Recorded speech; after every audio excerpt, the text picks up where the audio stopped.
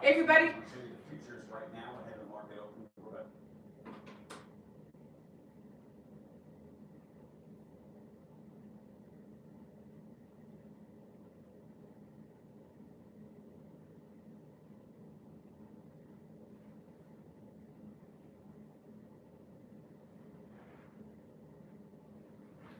All right, good morning. Morning.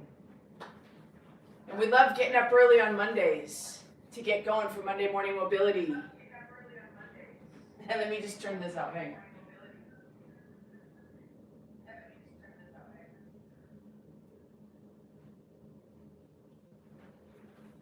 Can't have too much noise. So if you're here early, welcome. Mondays are all about setting ourselves up for an amazing week of training. And even if you don't have a race on the schedule, you know, it's one of those things that that you've just got to keep in your regimen. You got to stay in routine. Probably the most powerful message that we can really, good morning, that we can really pass on as coaches to all of you guys is to stay on your plan, stay on your routine. And so that's why I show up for you guys every single Monday. It's so important to me that you move well, because movement, exceptional movement, is probably the foundation of every amazing athletic performance. So Monday mornings, all about mobility and movement. The difference between, some people ask, what is the difference between stretching and flexibility and mobility? The difference in a nutshell is neurological control. Can I effectively, safely get in and out of the movement? And, you have to be careful with athletes and the way that they think. Good morning. Because we want to be sometimes a little bit reckless, a little bit risky towards what we think is the greater good, maybe a better performance, maybe a personal record, something like that, that we are actually willing to risk our wellness and our health in order to squeeze a little bit more out of a performance. And I want to tell you that those risks aren't to be taken in the weight room. Those risks are not to be taken in mobility sessions. Those risks are to be taken when they matter the most. So I'm a recreational triathlete. I am not going to ever get paid to do a race. But the bottom line is there's times in performance when it's in racing, when it's worth it to take a risk. Only the athletes themselves know when that moment is. It's like, I'm not going to race the LA Tri this weekend because I'm not thinking that I'm going to make it at that high redlining speed and still be healthy for Oceanside. So we had a killer weekend for ECFIT athletes this weekend at the LA Triathlon. I know we were totally set up for success for the California Ironman. That race, any of the pro men, if you were following that drama between Gustav and Jan and Lionel, well, I got to tell you, my boy Justin Metzler, he would have mounted quite an event for us to all follow and witness. But we're all going to have to wait 2 more weeks for that showdown. We're going to have showdown in Florida, so the pro men are heading to Panama City, Florida for an Ironman. So we're going to see that matchup. Hopefully, I don't know if Jan's going or not. Maybe some of you guys know, but I got off social media yesterday afternoon. Okay, so I want to make a quick announcement. Saturday, we're going to do a Viper session together. So if you're ECFIT Premium member, definitely join. Get your Viper. If you don't own one and you're a premium member, you're gonna want to get one. Let's start with some foam rolling. We're gonna do some proactive foam rolling today. So get your foam roller, and the first thing we're gonna do is go into this half kneeling position get the foam roller, go to the lower leg, and we're just gonna work to heat up the tissue, okay? So right here, we're just using the foam roller to rub the back side of the calf. If you did race yesterday, this is just gonna help improve your ankle motion and ankle mobility as you get ready to get back to training. Okay, so other leg, we're just creating a little bit of heat. You, in this position, can actually mitigate and control how much force is going into that lower leg. So we just want to rub the skin a little bit. The skin connects to the fascia connects to the muscle. So we are inadvertently, we can get all the way up into the belly of the muscle here.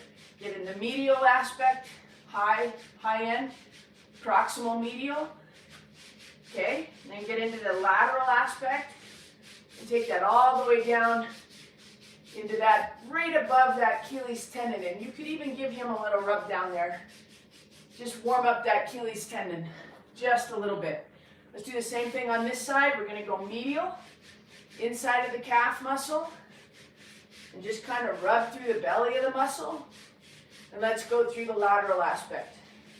And then we get all the way down to the bottom, and let's get into that Achilles tendon a little bit, where we actually can control the intensity and just give them a little bit of heat. Ankle mobility, key to success. Okay, next thing we're going to do, stay in that half kneeling position. We're going to do exactly the same thing, rubbing the lower leg. So from right here, we want to add a little bit of load to that back quad tissue. Okay, so working through the top part of the quad, right up here, nice and high. Okay, good. So we've worked through the ankles and lower leg. We've worked a little bit through the hips. Now we're just going to go into that full kneeling position, and we're just going to go head wraps. Really going to focus today on thoracic spine. 4, 5, head wrap, 6, 7, 8, we got 2 more, 9, and 10, good, other way, 1, right here, just working through this whole side body, 2, 3, 4, 5, it's okay if the hips move, 6, 7, 8, 9, and 10. All right, good. Now let's kind of do the controlled piece of hip loading in combination with a head wrap. So, right knee down. Everybody's got their right knee down. We're going to drive the hip forward. At the same time, we're going to open up that side body. And we're going into a head wrap. The timing of that is kind of important. Okay? So, hip load. 1, 2, 3, 4, 5, 6, 7, 8, 9, and 10. So if you want to have that beautiful, big, long running stride like Timothy O'Donnell, like Eric Lagerstrom, like Paula Finley, like Miranda Carfrae, you need to be just open on the front side and have that beautiful length.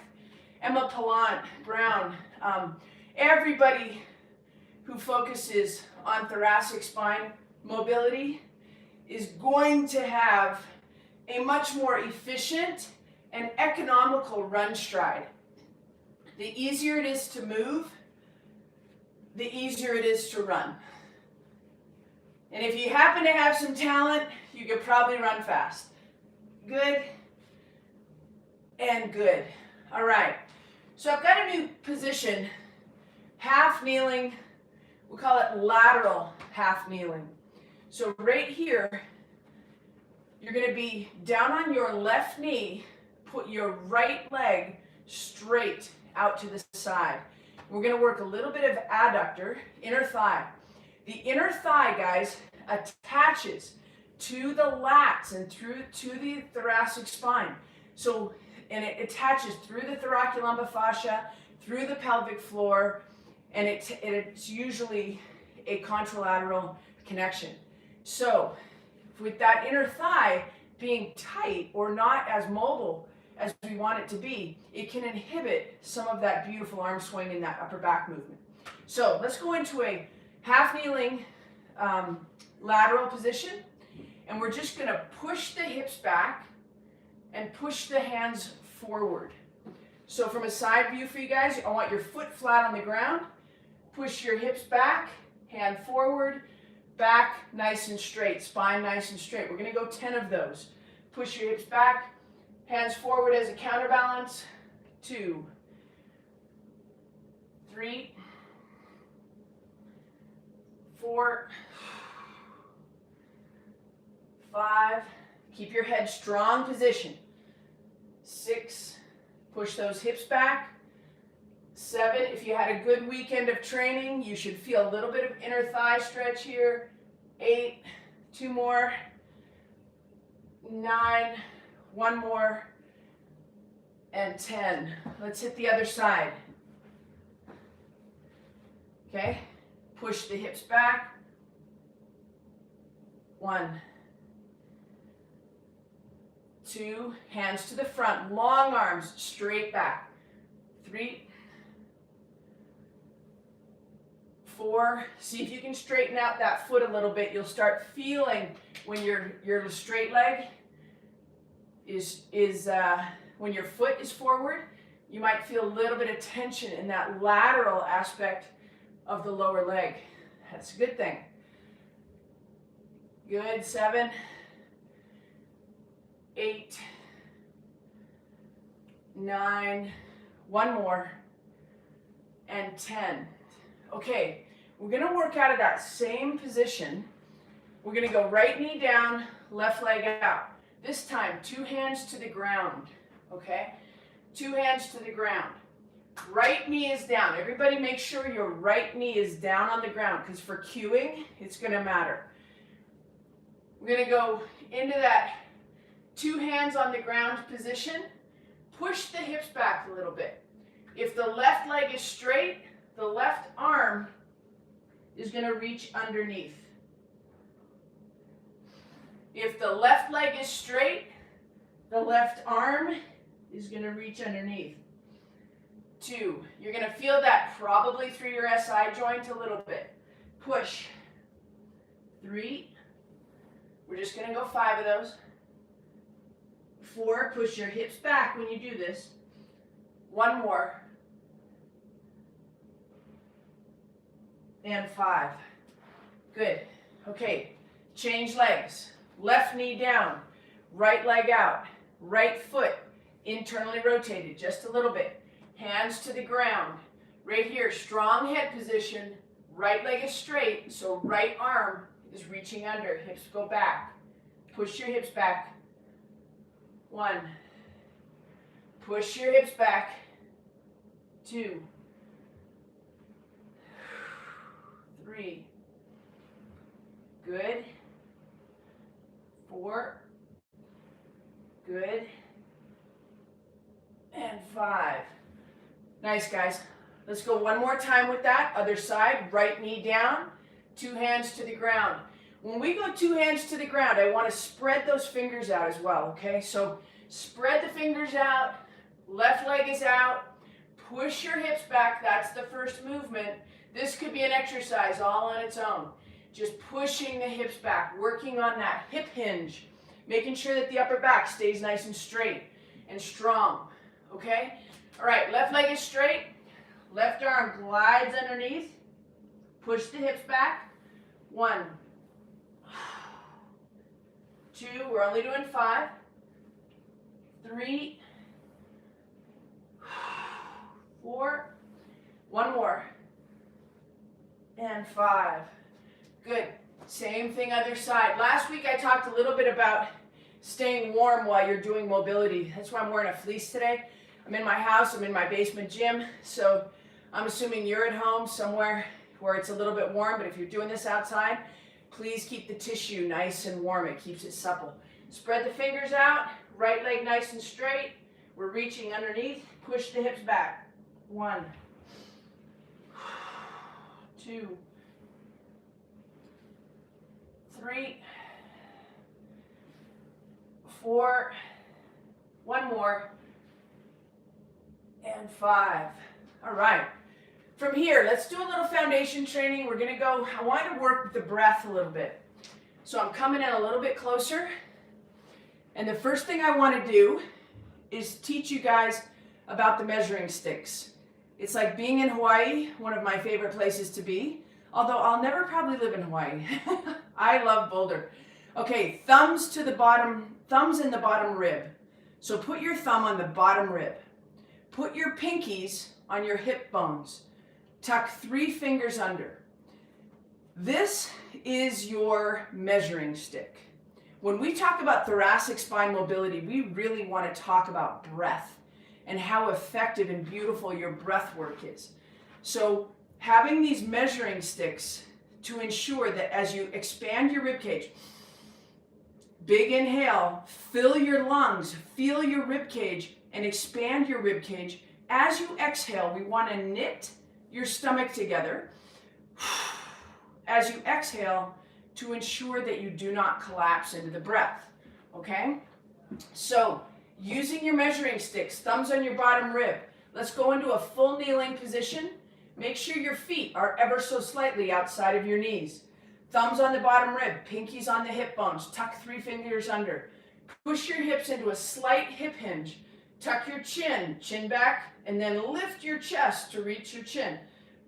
From right there, elbows wide, let's go 5 huge breaths. Ready?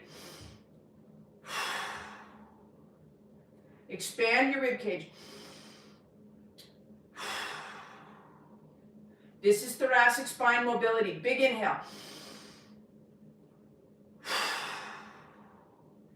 A lot of times with my athletes, I'll put my hands on their ribs. I'll breathe into my ribs. One more, big breath. And relax. Good. So from right there, we're going to go into a kneeling founder. So feet just outside of knees, hips to the back. Get your measuring sticks. I want to see if you can get your back nice and wide. Round your back a little bit and then straighten it. Push the hips back. Ready? Chin back, chest up. So your chin goes down and then your chest comes up to meet it and it lengthens the back of your head. Hold that nice and strong. 2 big breaths. 1, exhale. Inhale. As you exhale, bring your arms down to your hips and then scoop them from the bottom to the front. Use your arms as a nice counterbalance to push your hips back just a little bit more. Fingertips nice and strong together. Hold that.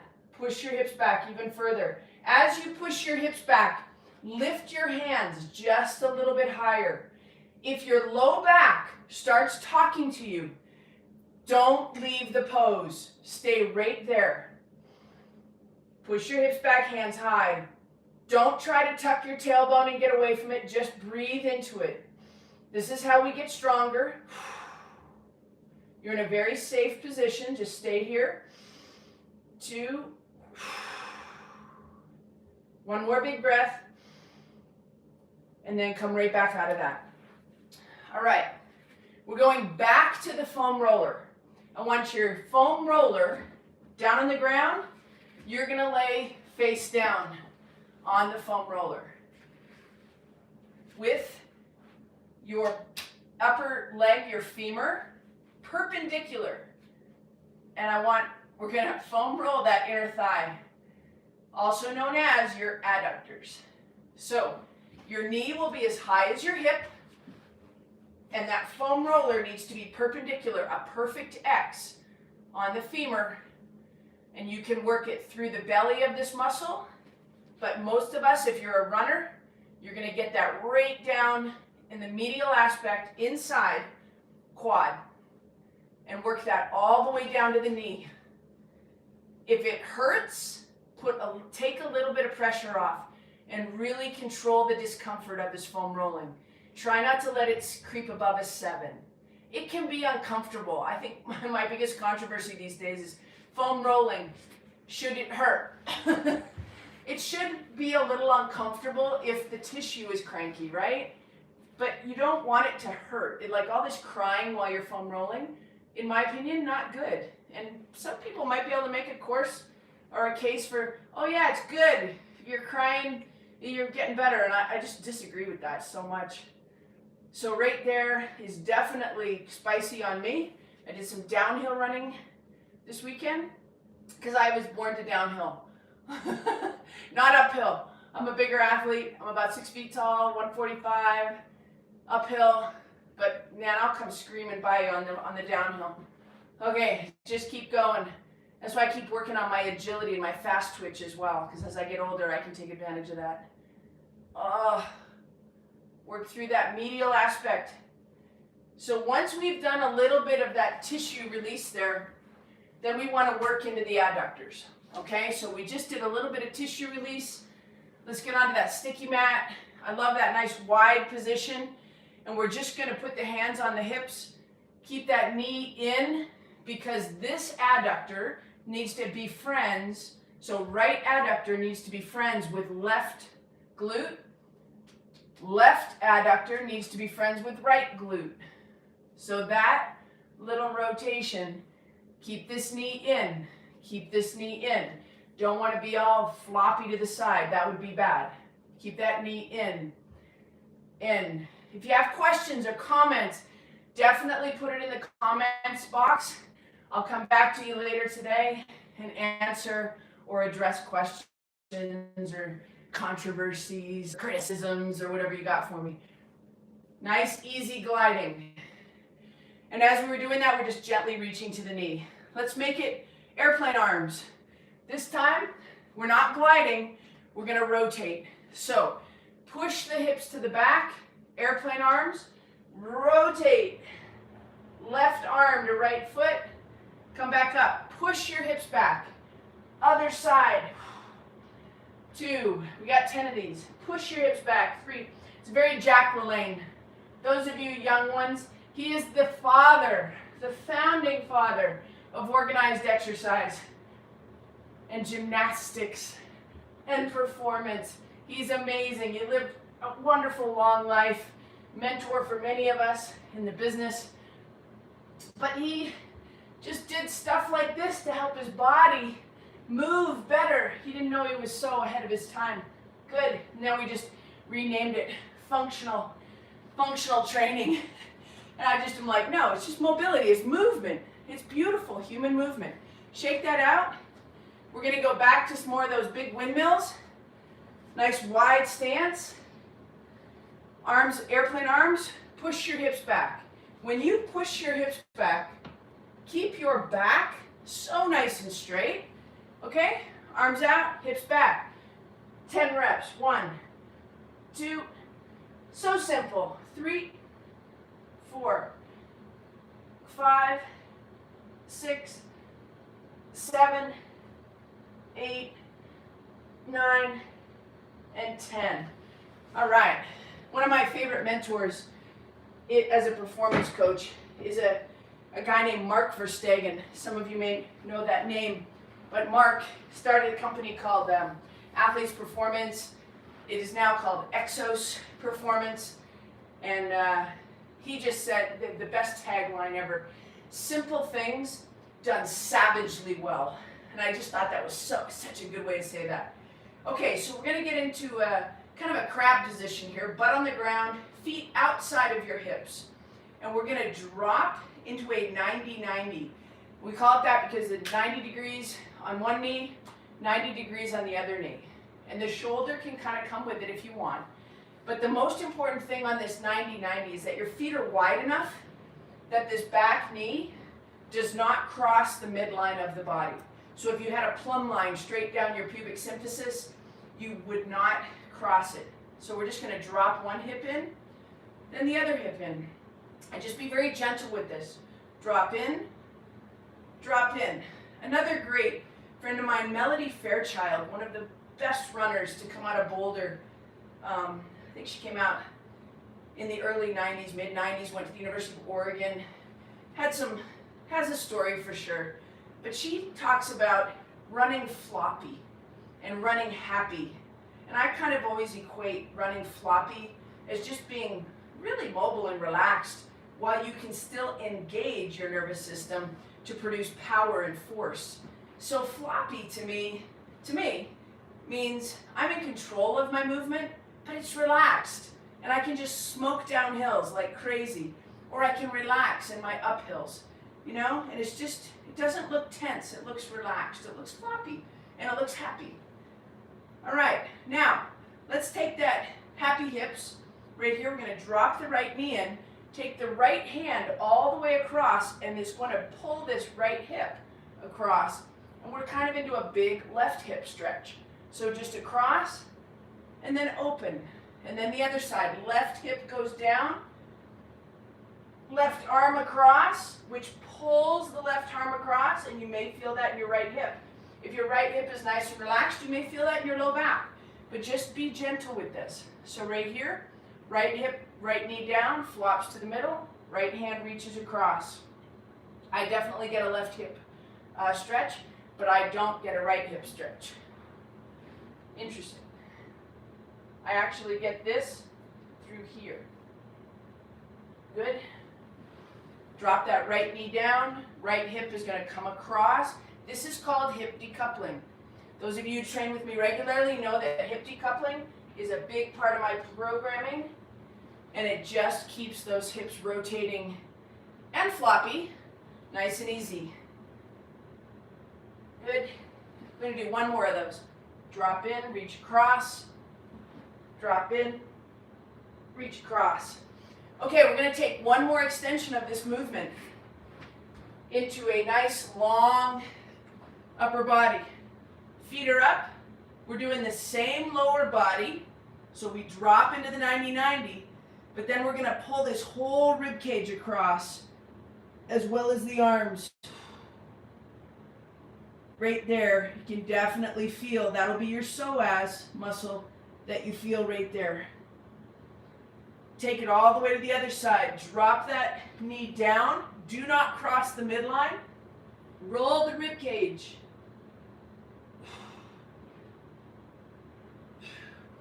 Come all the way back. Right here, remember we worked our breathing just a little bit earlier? From this position, this rolled over onto the position, long through your lats, you might feel tension through this entire hip. I want you to give me 3 big breaths. Ready? Here we go. Expand the rib cage. 2 more big breaths.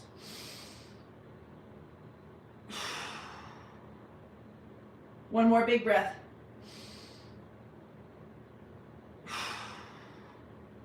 Hit the other side. Drop into that. Get into a nice 90-90. Roll your rib cage across. And give me nice 3 big breaths. So you are now rolled onto your right side. Left hip is all the way across. Arms are nice and long. Rotated across. In through the nose.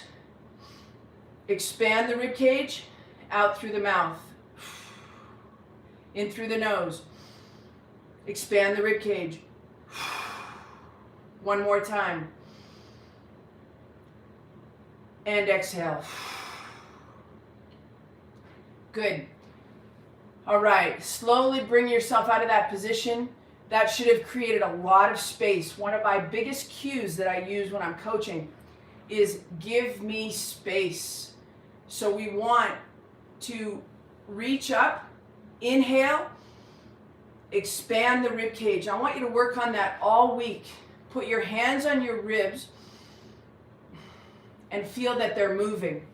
That is going to give us a little bit more access to this.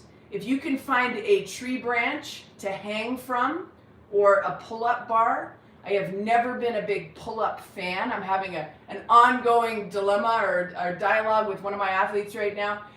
He just wants to do pull-ups or show me that he can do pull-ups, and I was like, I could care less if you do pull-ups. I don't think it'll make you a better triathlete. I can find lots of ways to make you strong without risk. And that's where we started this conversation about risk and reward. You do not have to go under load with big weight on your back to get strong lower leg.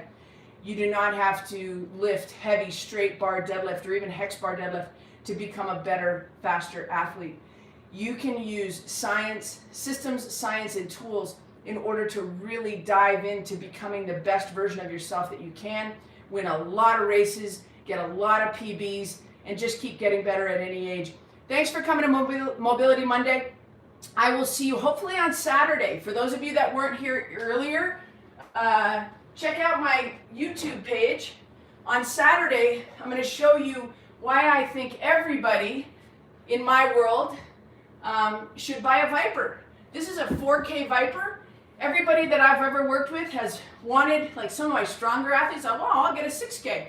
Don't get a 6K. Buy a 4K Viper on Viper.com. Use the code ECFIT15. Save you a little bit of money. We're going to do a seminar and a workout together on Saturday. So hopefully I'll see you Saturday morning streaming live on YouTube. Cheers. Peace.